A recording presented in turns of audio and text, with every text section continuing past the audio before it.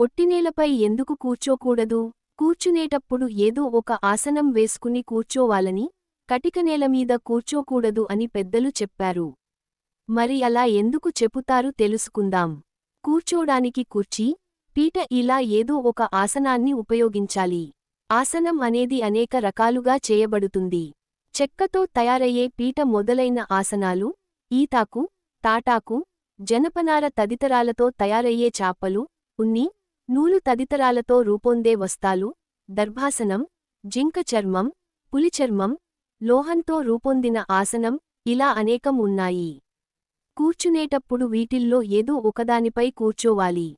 అంతే తప్ప ఏ ఆసనమూ లేకుండా ఒట్టి నేలమీద కూర్చోకూడదు. కటికనేల మీద ఎందుకు కూర్చోకూడదు ఎందుకు అంటే, మన శరీరంలో నిరంతరం విద్యుత్తు ప్రవహిస్తూ ఉంటుంది. అలాగే ఉత్పత్తి అయిన విద్యుత్తు బయటకు పోతూ ఉంటుంది. ఉత్పత్తి అయ్యే, వెలుపలికి పోయే విద్యుత్తు సమతూకంలో ఉండాలి. అందులో హెచ్చుతగ్గులు ఉంటే అనారోగ్య సమస్యలు వస్తాయి. ఒక ఆసనం మీద కూర్చోవడం వలన మన శరీర ఉష్ణోగ్రత సమానంగా ఉంటుంది. ఇందుకు విరుద్ధంగా ఒట్టినేలమీద కూర్చున్నప్పుడు శరీరంలో ఉత్పత్తి అయ్యేదాని కంటే ఎక్కువ విద్యుత్తు బయటకు పోతుంది. యోగాసనం వేసేటప్పుడు చాప లేదా పులిచర్మాన్ని ఉపయోగించాలి.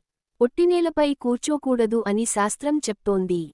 పూజ చేయడానికి, అన్నం తినడానికి, ప్రవచనానికి, మామూలుగా కాలక్షేపానికి, విశ్రాంతి తీసుకోడానికి ఇలా రోజులో అనేక సందర్భాల్లో కటిక నేలపైన కూర్చోకుండా ఏదన్నా కింద వేసుకుని కూర్చోవాలి.